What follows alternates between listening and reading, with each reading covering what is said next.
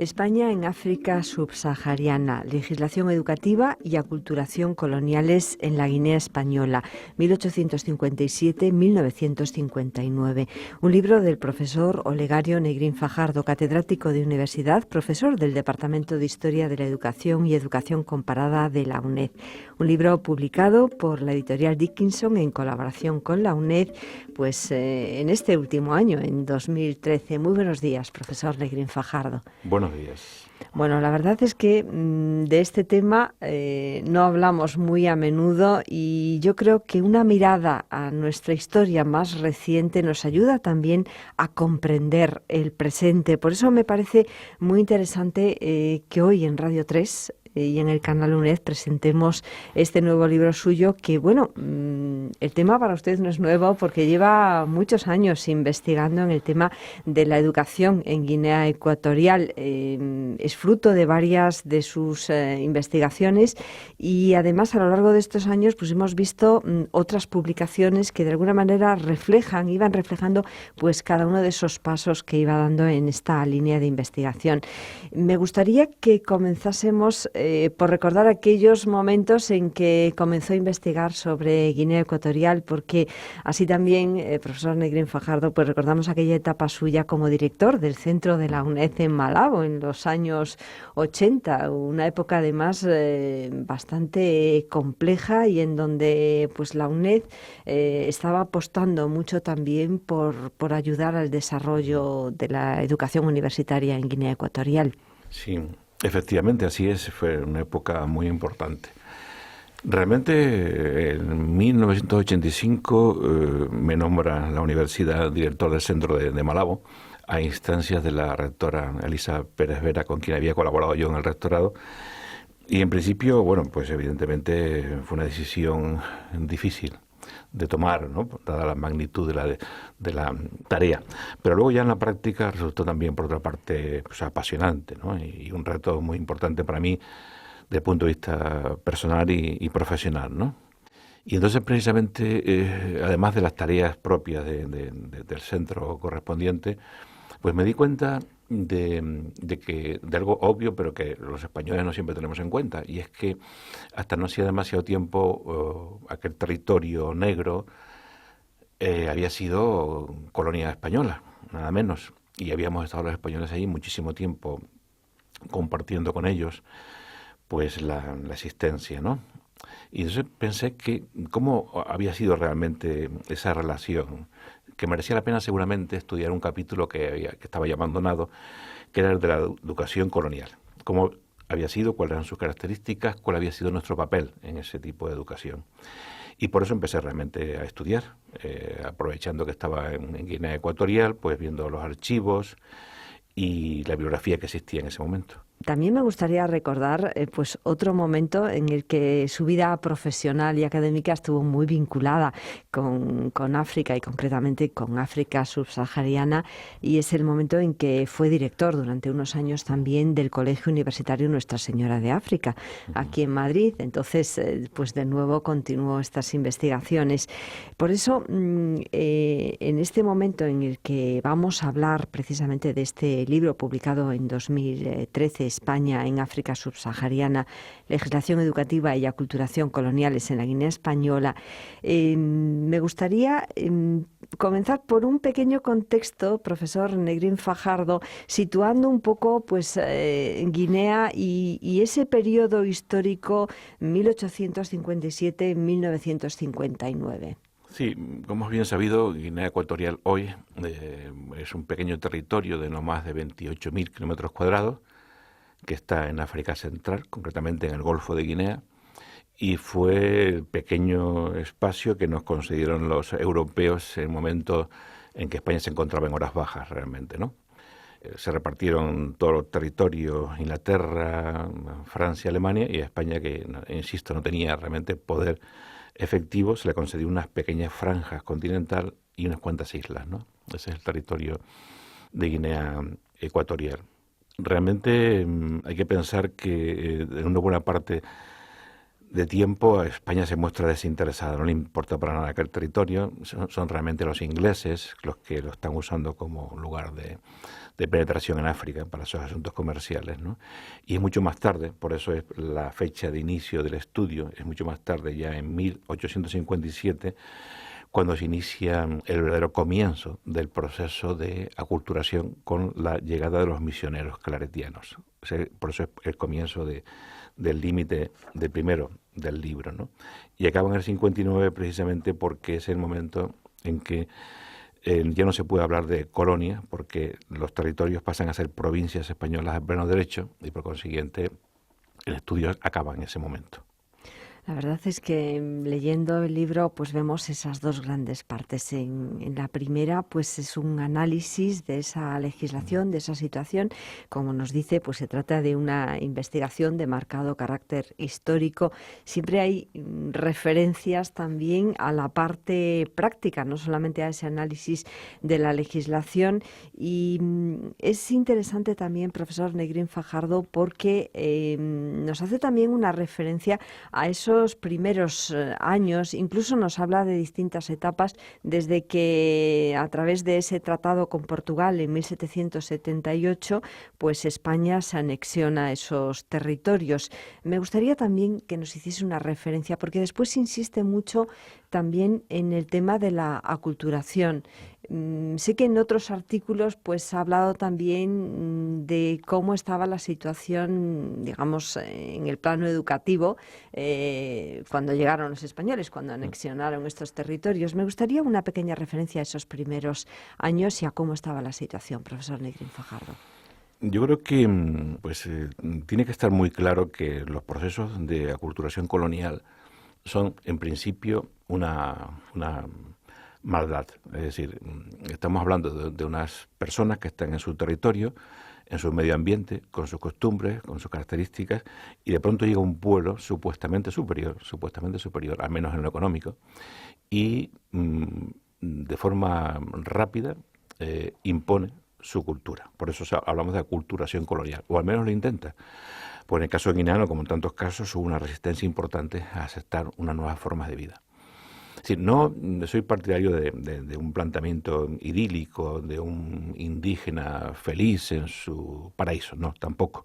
Pero sí que es cierto que ellos estaban en su territorio y alguien de fuera impone por la fuerza una cultura diferente.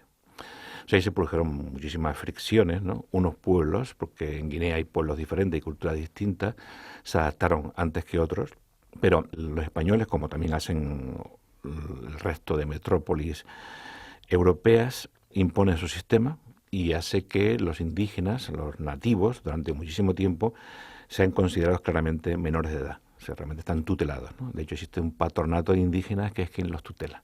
Dentro de este planteamiento, yo también soy partidario de reconocer un hecho evidente, y es que se produce un desarrollo cultural, económico, educativo importante. Partiendo de un hecho negativo, que es la imposición de una cultura, luego se produce un desarrollo que hace que Guinea Ecuatorial, en ese caso Guinea Española, se convierta en uno de los lugares relativamente más desarrollados de África, en realidad, ¿no? Y eso también creo que es un tema que hay que valorar, pero a partir de ese principio negativo de una imposición. Bueno, profesor Negrín Fajardo, siempre se ha dedicado a la investigación, además de la docencia, y conocemos otras publicaciones suyas precisamente hablando de la investigación en el marco de la historia de la educación. Este libro, además, está concebido, pues me va a permitir, pero como un modelo de investigación. Tiene claramente dos partes y bueno, si vamos leyendo el libro, pues vamos viendo pues desde el estado de la cuestión, las fuentes que utiliza, de una forma que nos puede servir también, como digo, como un modelo de investigación en este marco de la historia de la educación. Por eso me gustaría que nos hiciese una referencia a la estructura que presenta el libro, profesor Negrín Fajardo. El libro tiene efectivamente dos partes distintas, aunque por supuesto complementarias.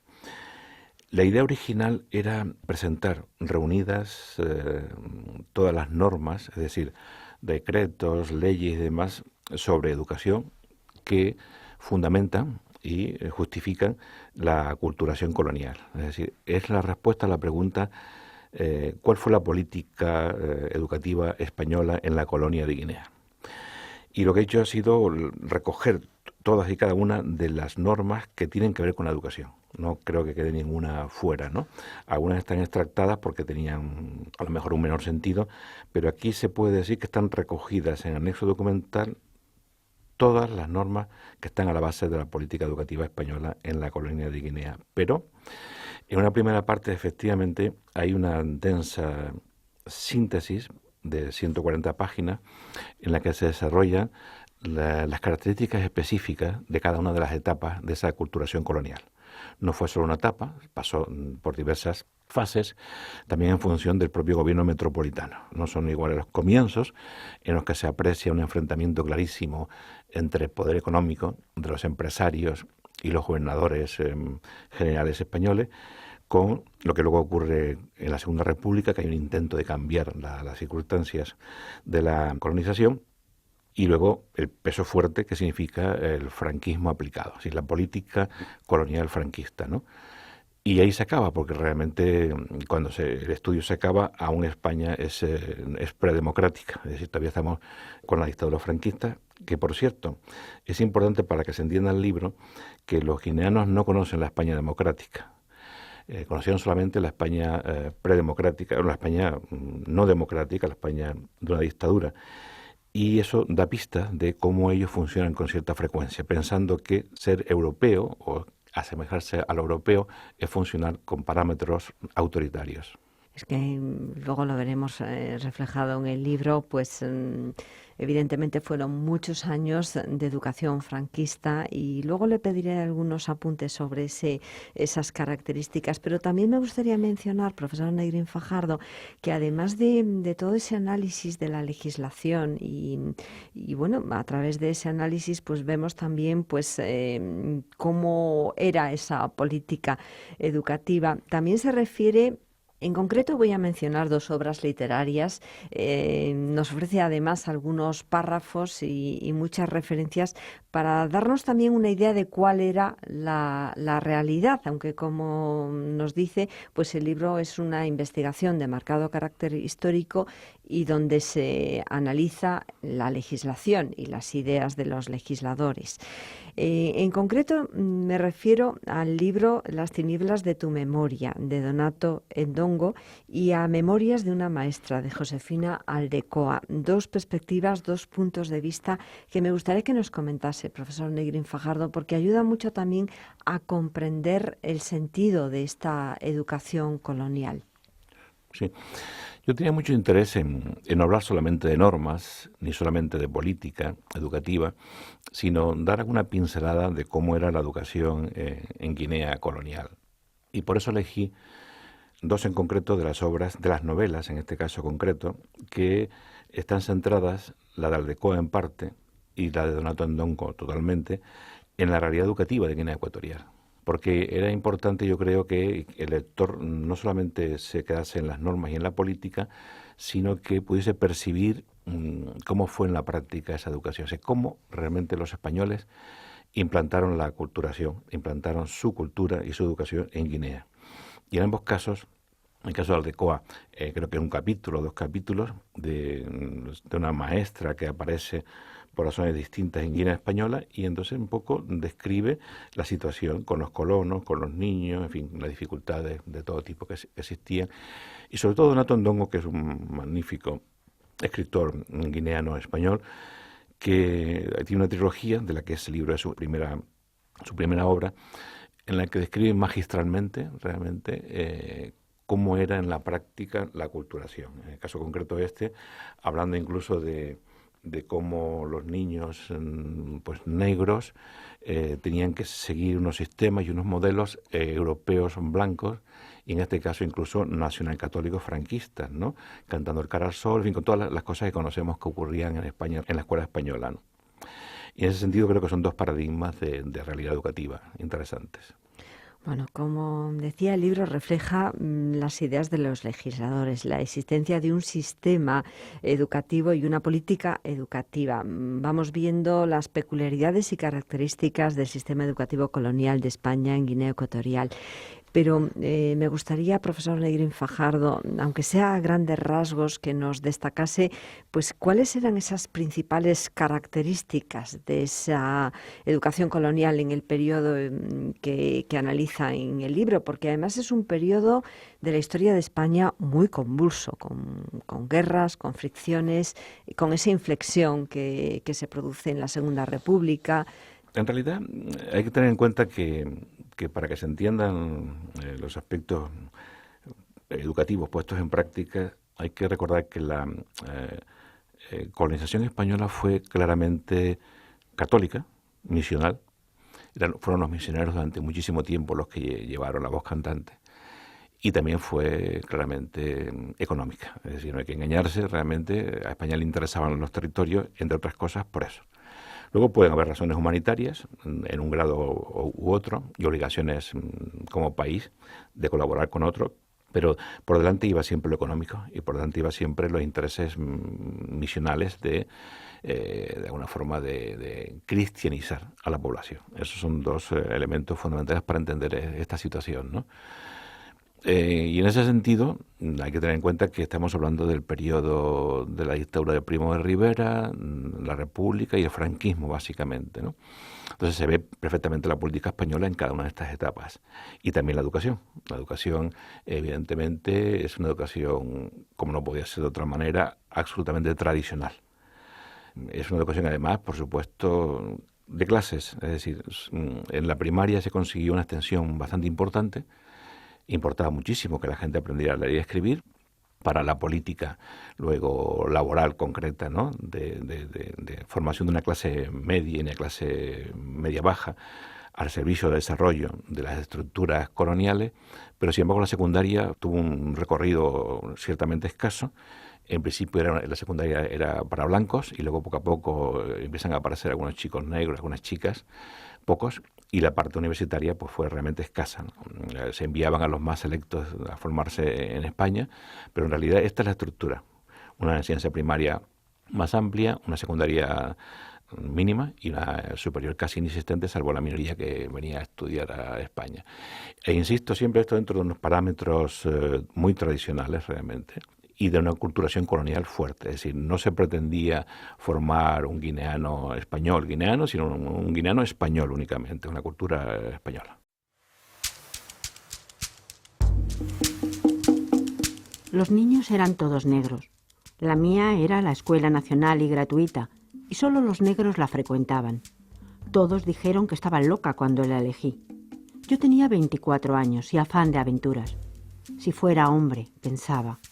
Un hombre es libre, pero yo era mujer y estaba atada por mi juventud, por mis padres, por la falta de dinero, por la época.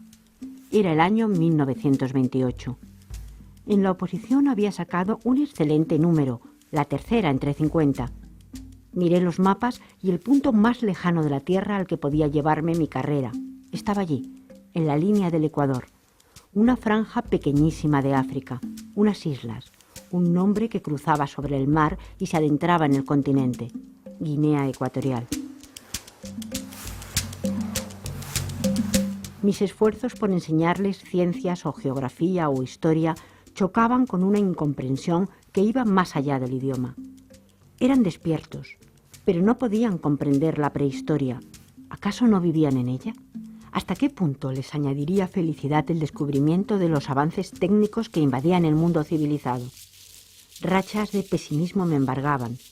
Me parecía que había un desajuste entre los programas oficiales que hablaban de una cultura ajena y la necesidad de aprender cosas relacionadas con su medio ambiente, sus orígenes, su propia cultura.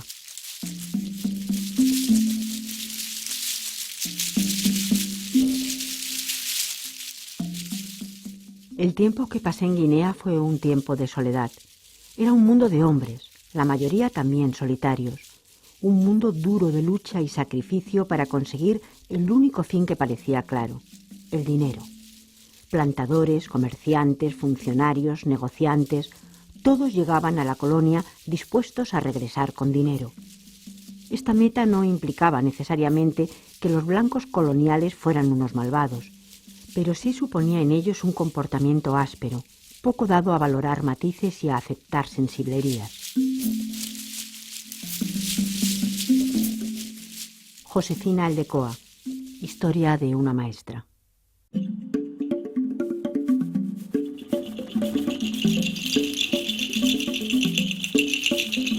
Por aquella época ya asistía a la escuela del pueblo. Don Ramón era un maestro bueno, yo al menos guardo buen recuerdo de su inmensa altura, de su no menos inmensa delgadez, de su elegancia perfumada y almidonada, a pesar de que andaba siempre con una fusta de melongo, pues creía, y así lo repetía, que la letra solo puede entrar con sangre, porque los negros tenemos la cabeza muy dura. No saber la lección podía costarle a uno entonces 25 o 30 melongazos en el culo desnudo, y a decir verdad, los alumnos de don Ramón salíamos de la escuela sabiendo todo cuanto podía enseñarnos, porque siempre era mejor estudiar un poco a terminar la mañana con el culo ensangrentado o con las rodillas maceradas por los mordiscos de las gravillas. Nos hacía formar a las 8 de la mañana frente a la escuela brazo en alto, saludo falangista y patriótico, para desfilar marcialmente frente a la bandera roja igualda que él mismo izaba con infinito respeto y recogimiento, mientras cantábamos llenos de ferviente ardor, deseoso de saber vengo a la escuela a aprender. Ilumíname, Señor, quisiera ser un portento de humilde sabiduría para tenerte contento, Dios santo del alma mía. Con distinta entonación repetíamos la letra, hasta Señor, en una polifonía dominada por el barítono. Desfilábamos hirsutos a la misma hora en que los mayores tomaban el camino hacia sus quehaceres en el bosque, llevándose el eco de nuestra mirada clara y lejos, y la frente levantada voy junto a mi madre España, caminando hacia Dios, quiero levantar a mi patria, un inmenso afán me empuja, poesía que promete exigencias de mi honor.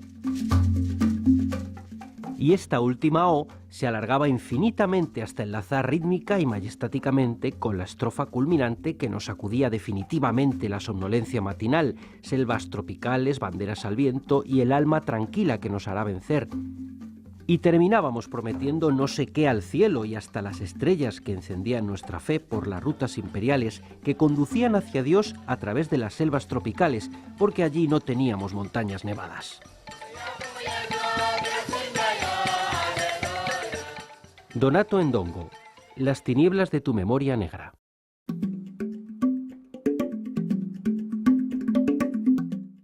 Una pequeña muestra de dos obras que con bastante realismo reflejan aquella situación y que se citan en el libro que hoy presentamos, fruto de una investigación de carácter histórico realizada por el profesor Olegario Negrín Fajardo. España en África subsahariana, legislación educativa y aculturación coloniales en la Guinea Española, 1857-1959.